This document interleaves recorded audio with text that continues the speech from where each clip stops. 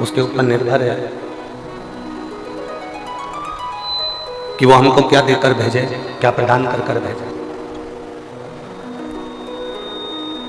हमारा काम है केवल भगवान को पुकारना। एक व्यक्ति कुएं के अंदर गिर गया। अब आसपास की जो दीवारें बड़ी चिकनी हो चुकी क्योंकि उसमें कई लगी। आसपास की दीवार पूरी चिकनी हो चुकी है क्योंकि इसमें काई लगी हुई। अब वो निकलने का प्रयास करता है परंतु वो दीवार इतनी चिकनी थी कि वो बार बार नीचे गिर जाता। फिर थोड़ा सा ऊपर चढ़ने का प्रयास करता है, फिर नीचे गिर जाता। अब निकल नहीं पा रहा। बहुत प्रयास किया उसने, इतना प्रयास करा तो भी वो निकल नहीं पाया। अब समझदारी क्या उसमें समझदारी ये होना चाहिए कि जब वो काई से घिरी हुई दीवार को पकड़कर निकल नहीं पा रहा है, पानी की चिकनाहट के कारण निकल नहीं पा रहा है, तब उस व्यक्ति ने एक समझदारी करी कि चिल्लाना प्रारंभ कर, पुकारना प्रारंभ कर। और जब चिल्लाना प्रारंभ करा, पुकारना प्रारंभ करा, आवाज लगाना प्रारंभ करा, क्यों?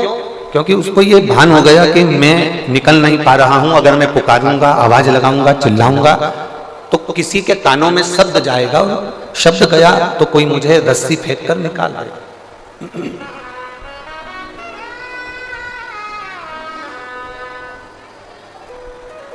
यदि मैं पुकारूंगा तो कोई मुझे रस्सी फेंकेगा, नीचे डालेगा और मुझे निकाल देगा। अब उसने जम कर चिल्लाना प्रारंभ करा, पुकारना प्रारंभ करा, आवाज लगाना प्रारंभ करा। और जब बहुत तेज उसने आवाज लगाई, बहुत तेज पुकारा, बहुत उसने आवाज लगाई, तब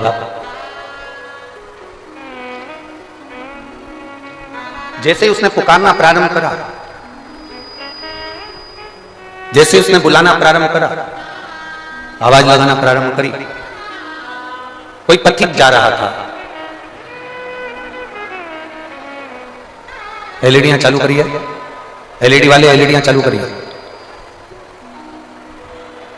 कोई पथिक निकल कर जा रहा था,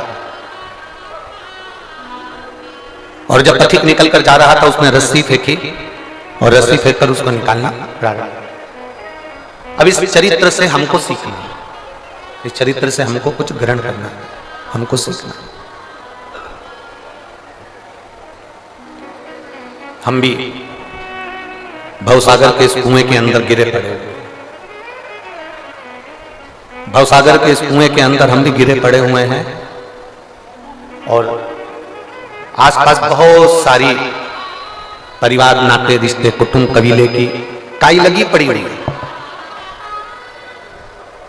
बेटी कहती है पापा पापा, बेटे कहते हैं पिताजी पिताजी, माताजी माताजी, भाई कहता है भाई भाई, बहन कहती है भैया, माता पिता कहते हैं मेरा बेटा। ये सारी काई लगी पड़ी हुई है और भवसागर से, कुएं से हम निकल नहीं पा रहे हैं।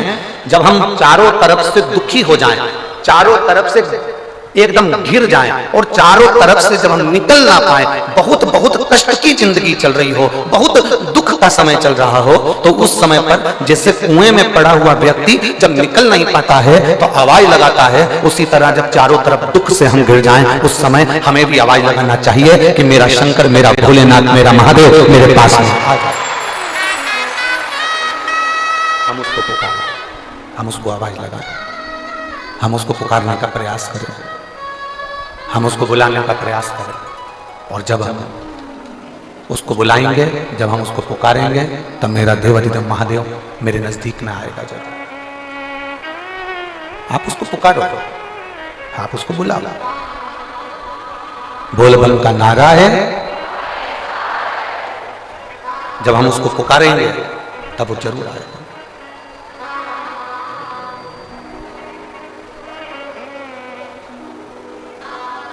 उसको पुकारने के लिए आपको कोई दिखावे की जरूरत नहीं है। शिव महापुराण की कथा करती है, उसको पुकारने के लिए केवल तुमको एक निर्मल मन, निर्मल सोच, निर्मल बुद्धि, निर्मल चित्त चाहिए। वो तुम्हारे सम्मुख में होगा। जैसे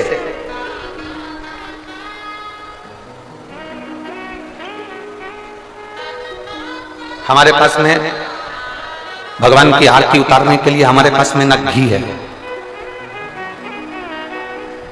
हमारे पास में ना हमारे पास में बाती है, ना हमारे पास में कोई दीपक है। आप लोगों में से पशुपति व्रत किस किसने करे हैं? जरा हाथ उठाइए। करे हैं सबने? रखो रखो।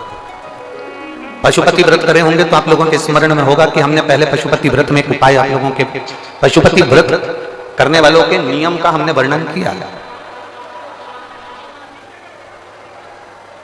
कितने दिए लेकर जाते हो आप लोग? जम के बोलो जरा। 6 दिए मंदिर में ले जाकर जमीन पर रख देते हो, रखते हो? कितने जलाते हो? 5 दिए जलने के बाद जो छठे नंबर का दिया है उसको वापिस जो बिना जला है उसको थाली में रख दो। इसके अलावा तो कोई दिया लेकर नहीं जाते? जम के बोलो जरा। नहीं। अब कोई ऐसा समझदार व्यक्ति ऐसा होता है कि वो क्या करता है कि इन्हीं 5 दिए को उठा लेता है और उससे भगवान शंकर की आरती उतार देता है।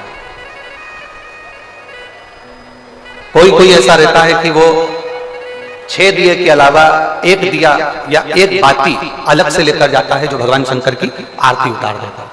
शिव पुराण में पशुपति व्रत का नियम है, आप सुबह के समय पर जो पूजन करने की थाली लेकर गए हैं, सुबह के समय पर आप भगवान शंकर की जो पूजा की थाली लेकर गए हैं, उस पूजा की थाली में सुबह के समय पर आप भगवान को लगाने के लिए दिया लेकर जाओ, मना नहीं है। सुबह के समय पर आप भगवान शंकर को दूध चढ़ाओ, जल चढ़ाओ, अभिषेक करो, पूजन करो, अर्चना करो, मना नहीं है। सुबह के समय तुम महादेव की दिए से आरती उतार दो, मना नहीं है। पर शाम के समय पर जो 6 दिए हैं, 6 दिए के बाद में 7वें नंबर की कोई बाती आरती की थाली में नहीं जाती। कोई बात ही एक्स्ट्रा नहीं जाएगी कि आप पूजन करिए और पूजन करने के बाद आपने भगवान की आरती उतार दी ना।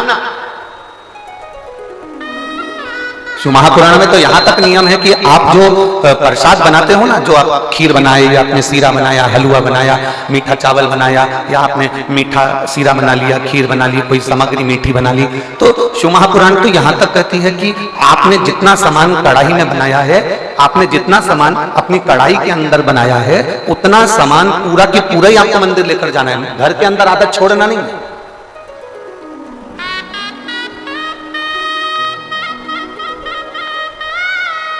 दो चीजें हैं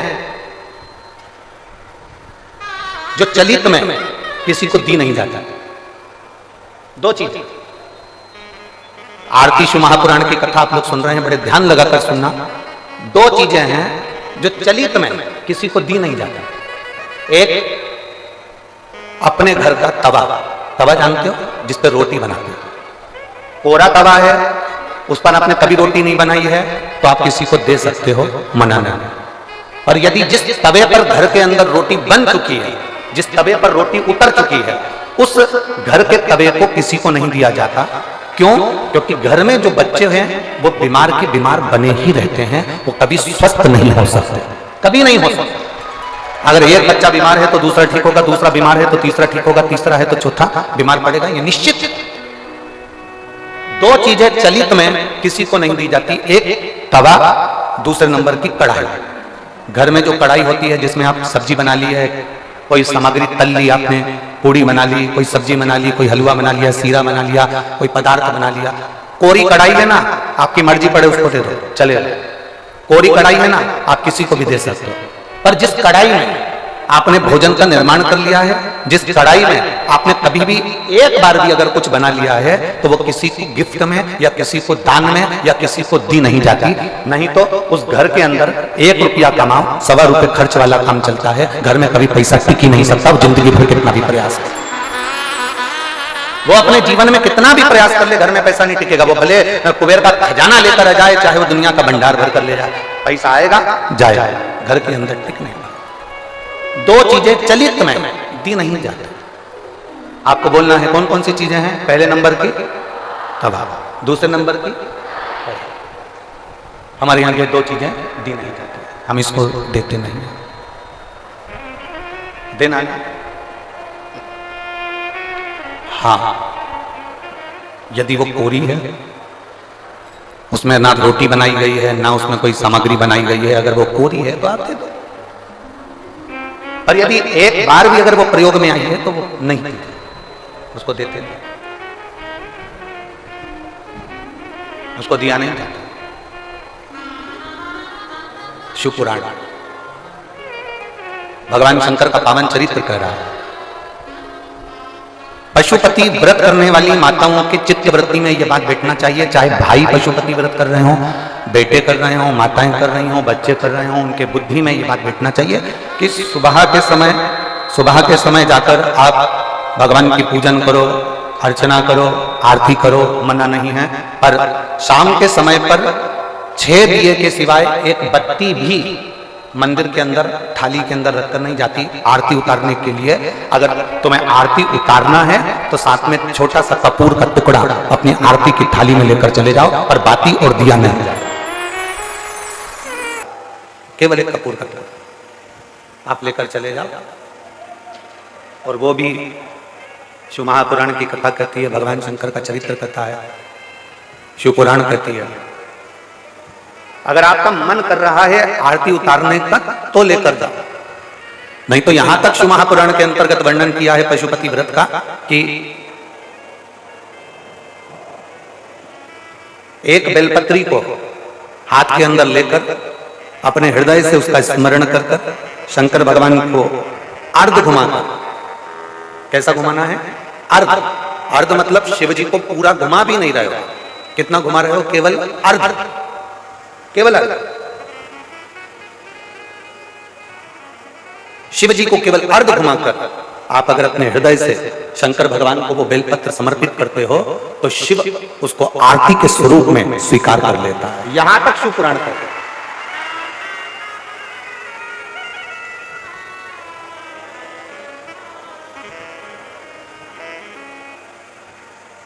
घर में कितनी बार आरती करते हो आप लोग?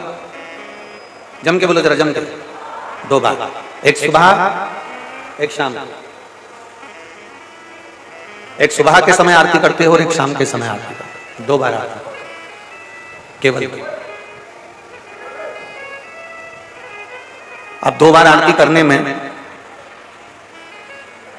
आप भगवान शंकर को, भगवान गणेश जी को, माता पार्वती जी को, दुर्गा भवानी को, भगवान शालिग्राम जी को, भगवान लड्डू गोपाल जी को, तुम्हारे घर में जिस जगह पर तुम भगवान की आरती करते हो उस जगह पर सारे देवता विराजमान हैं।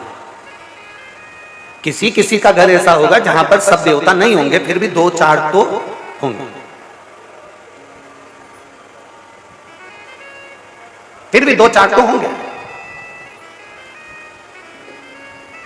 जिस घर के अंदर सारे देवता विराजमान हैं, सभी देवी देवता जिसके घर के अंदर विराजमान हैं, आप प्रयास करना, आप भगवान शंकर की जब आरती उतारो तब प्रयास करना कि आरती का दीपक जब हम उठा रहे हैं उसके पहले हमारे हाथ में जो गरुड़ घंटी है उसका नाद प्रारंभ हो जाना चाहिए। गरुड़ घंटी का नाद प्रारंभ हो जाता है, उसके बाद आरती का दीपक जब उठता है।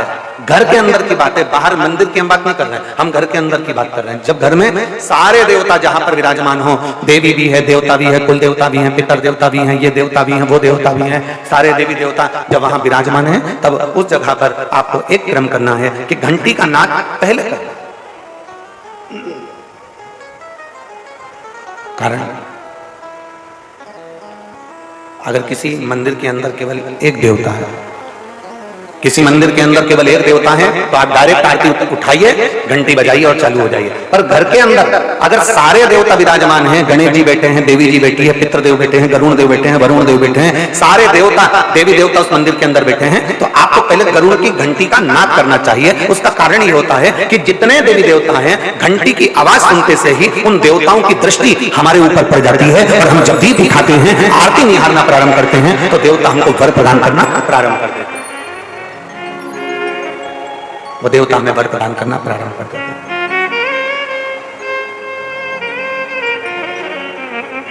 शिव कथा कर रहा है, भगवान शंकर का चरित्र कर रहा है, भगवान शंकर का संवाद कर रहा है, शिव महापुराण का चरित्र कर रहा है।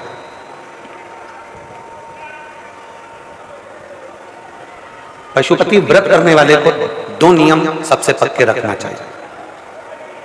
अगर आप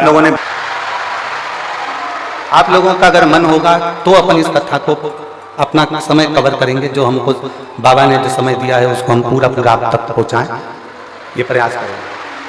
4 बजे कथा अगर आस्था चैनल पर कट हो जाती है तो हमारे YouTube चैनल पर, हमारे Facebook चैनल पर ये कथा चलती रहेगी 20 मिनट पीछे तक, ठीक है।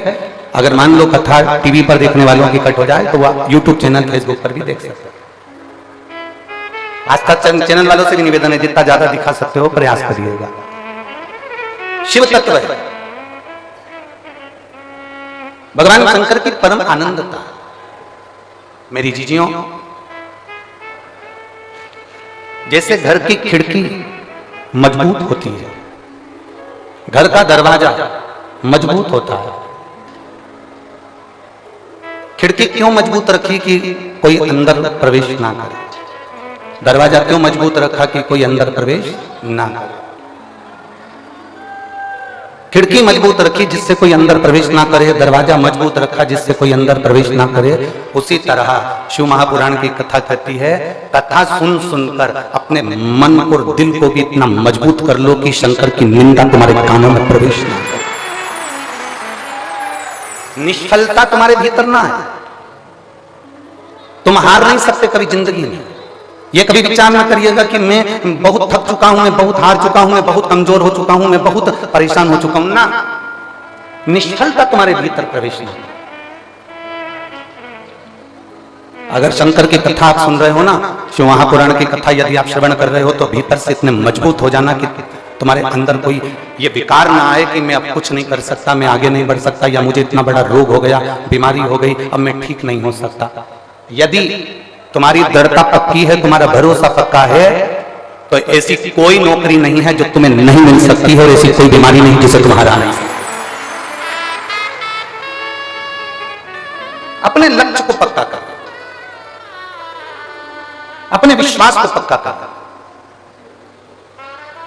आज कोई कह रहा था कि गुरुजी ये बताइए कि भगवान शंकर के मंदिर की सीढ़ी चढ़ने का फल क्या है, मंदिर में जाने का फल क्या है, मंदिर की चौखट पर जाने का फल क्या है, मंदिर की सीढ़ियां चढ़ने का क्या फल है, शिवालय में जाने का क्या फल है। शिव महापुराण की कथा कहती है कि भगवान शंकर के शिवालय की जितनी सीढ़ियां चढ़ते हैं, जितने कदम चलकर हम भगवान शंकर की कथा तक पहुंचते हैं, जितने कदम चलकर हम भगवान के मंदिर तक पहुंचते हैं, जितने कदम चलकर हम शिवालय तक पहुंचते हैं, जितने कदम चलकर हम भगवान शंकर की पवित्र कथा तक पहुंचते हैं, शिव कथा कहती है उतने उतने मार्ग मेरा भोलेनाथ तुम्हारे लिए खोलता चले जाता है और आपको आगे निकालता चले जाता है। बोल बम का नारा है सारी समस्या का हल।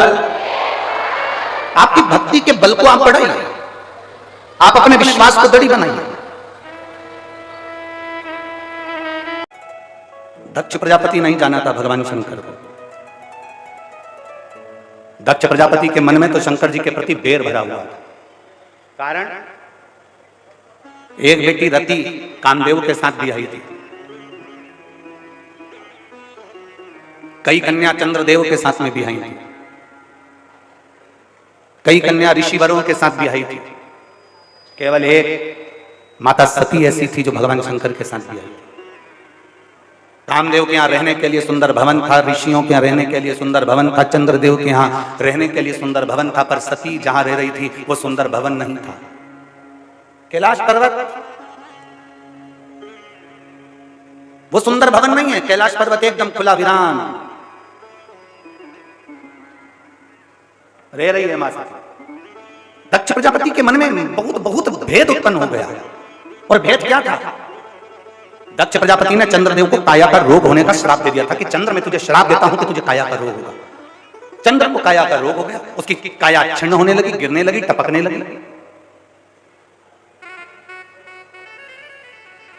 जब काया का रोग हो गया चंद्रदेव को, चंद्र बड़ा दुखी हो गया। मैं करूं तो करूं क्या क्या?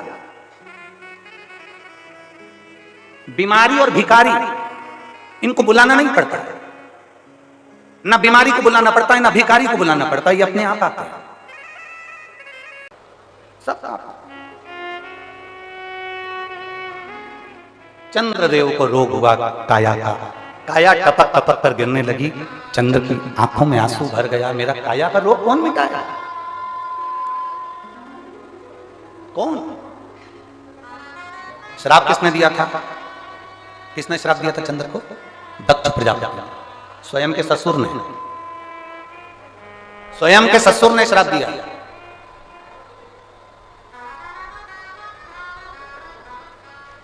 काया का रोग हो गया। अब इसको मिटाएगा तो मिटाएगा कौन? कौन मिटाएगा? कौन मिटा सकता है? चंद्र के मन में खलबली उत्पन्न होने लगी। रोने लगा चंद्र। कौन मेरे दुख को मिटा सकता है? चंद्र की आंख में आंसू भर गए। रो रहा, रो रहा।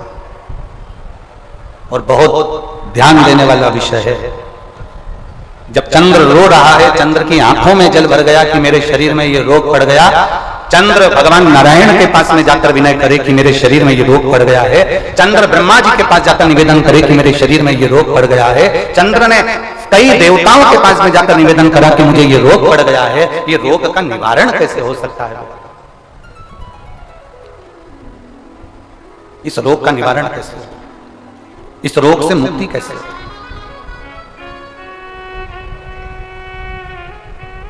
कोई ने कह दिया, चंद्रदेव को कई लोग मिले, चंद्रदेव से कहा तुम ये कर लीजिए, ऐसा करने पर तुम्हें फल की प्राप्ति हो जाएगी। एक शीतल आरती होती है, मेरी जीजियों बड़े सावधानी से सुनिएगा। एक शीतल आरती होती है। कभी अगर तुम्हारे जीवन में अगर कभी तुमको ऐसा लगे कि रोग बड़ा भारी हो चुका है और बहुत भारी रोग मुझे घेरता जा रहा है, या डॉक्टर को दिखाने जा रहे हो और तुम्हें ऐसा लग रहा है कि डॉक्टर कोई बड़ी बीमारी बताएगा, तो उस समय पर शीतल आरती का प्रयोग करें। एक पुष्प हाथ की हथेली में रख लीजिए, एक पुष्प हाथ की हथेली में रख लीजिए। और यहां तक शास्त्र कहता है अगर हो सके तो आंकड़े का अगर पुष्प मिल जाए, तुम्हारे यहाँ क्या बोलते हैं उसको, मंदार का फूल, आंकड़े का फूल, अकौए का फूल, जो शंकर भगवान पे चढ़ता है, छोटा सा होता है, घुंघरू जैसा होता है वो, उसको तुम्हारे यहाँ क्या बोलते हैं हरियाणा में? आंख का पुष्प बोलते हैं। आंख का पुष्प मिल जाए तो ज्यादा अच्छा है। अब उसमें चाहे सफेद हो, चाहे नीला हो, चाहे गुलाबी हो, जैसा भी हो, हाथ में रखने के बाद हाथ में एक लोटा जल भगवान शंकर के शिवालय में जब आप प्रवेश करें, और प्रवेश करते समय भगवान के सम्मुख में जब भगवान शंकर के साक्षी में जब पहुंचे, आपके सामने पूजन में कोई भी सामग्री नहीं है, आपके पास में न दिया है, ना बाती है, ना गर्भवती है, ना चंदन है, ना कपूर है, ना कोई सामग्री है, केवल एक आंख का पुष्प और एक लोटा जल आपके पास में है। शिवालय में पहुंचकर शीतल आरती का प्रयोग करो। 11 बार भगवान शंकर के 11 रुद्रों का स्मरण कर जब 11 बार शंकर के शिवलिंग के ऊपर से नीचे तक कलश को जब घुमाया जाता है, और घुमाने के बाद वो आंख का जो पुष्प है वो अशोक सुंदरी वाली जगह पर समर्पित कर भगवान शंकर को जो जल चढ़ाया जाता है, जो जल समर्पित किया जाता है, डॉक्टर भले तुमसे कह रहा हो कि तुम्हें बड़ी बीमारी के चांस हैं, आप जाकर एक बार चेक कराना, तुम्हें वो बड़ी बीमारी निकलेगी ही नहीं, उस रोग से तुम मुक्त हो। इसको शीतल आरती का प्रयोग किया गया। ये शीतल आरती, इसको शीतल आरती कहा। शिव की प्राप्ति का, एक रोग से मुक्त होने का। अब आपसे कोई कहे कि ये शीतल आरती का प्रयोग सबसे पहले किसने करा, तो आपको ध्यान लगाना है इस प्रयोग को सोमनाथ जी की कथा का स्मरण करिएगा, सोमेश्वर की कथा का स्मरण करिएगा। आप स्कंद पुराण में, शिव महापुराण में सोमनाथ जी की कथा का स्मरण करिएगा। चंद्रदेव को काया का रोग हो गया, रोग इतना भारी था, चंद्र समझ नहीं पा रहे थे, मैं करूं क्या। जब देव ऋषि नारद के पास पहुंच गए, नारद जी ने कहा एक पार्थिव शिवलिंग का निर्माण करो, बालू के शिवलिंग का निर्माण करो, और समुद्र का ही जल भगवान शंकर को उनके आनंद से आरती कर उनको चढ़ाने का प्रयास करो। और शिव ने ऐसी कृपा कर दी कि चंद्र के पास आकर भगवान शंकर ने कह दिया, चंद्र मैं तुझे वर देता हूं, तेरा काया का रोग समाप्त होगा, ये मेरा वर है, क्योंकि तूने मेरे शीतल आरती का प्रयोग किया।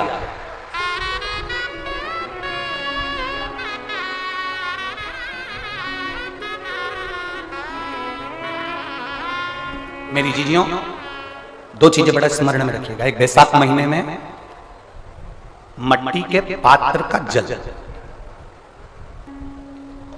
अभी अभी क्या चल रहा है, फागुन, अभी क्या चल रहा है, फागुन। जब बैसाख का महीना आए ना,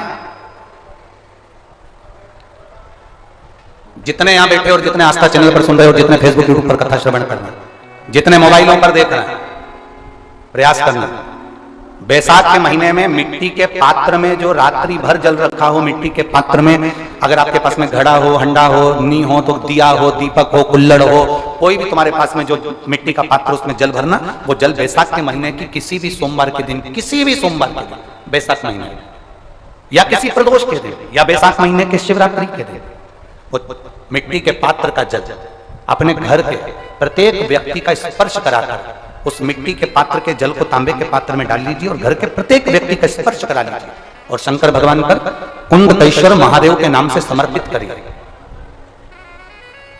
कुंडकेश्वर महादेव। कभी जीवन में पीछे पलट कर देखने की जरूरत नहीं पड़ेगी, आप उन्नति की सीढ़ी की ओर बढ़ते चले जाओगे। बैसाख महीने में मिट्टी के पात्र का जल भगवान शंकर को समर्पित होना चाहिए, उसका सुख हमारे जीवन को एक आनंद फल प्रदान।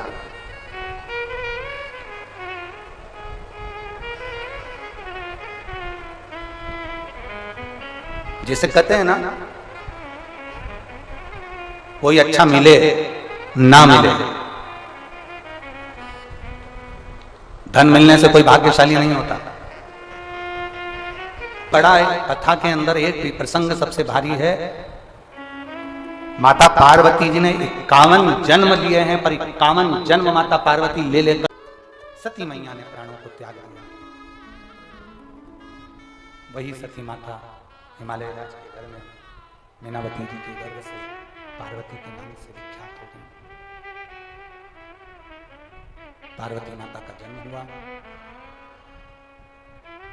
अब बाल्यावस्था से माता पार्वती जी के मन में एक ही बात थी कि शंकर को समझना, शिव को जानना। और भगवान शंकर को समझने के लिए माता पार्वती जी ने बाल्यावस्था से शंकर भगवान के शिवलिंग की आराधना करना प्रारंभ किया। शंकर भगवान के शिवलिंग का निर्माण करती, उसका पूजन करती, आराधना करती, और ऐसी कृपा देवादिदेव महादेव की हो गई, ऐसी करुणा महादेव की हो गई, ऐसी कृपा देवादिदेव महादेव की हो गई कि पार्वती जी की तप साधना में वो बल आ गया कि पार्वती जी शंकर भगवान के प्रति समर्पित। समर्पण किसको कहा गया? दिखावे का समर्पण नहीं होना चाहिए। एक भक्ति का समर्पण होता है जिसमें आप भगवान शंकर के प्रति प्रबल भाव से जुड़ जाते हैं, प्रबल भाव। उसमें दिखावा नहीं है आपके अंदर, केवल एक विश्वास लेकर आप जुड़े हो।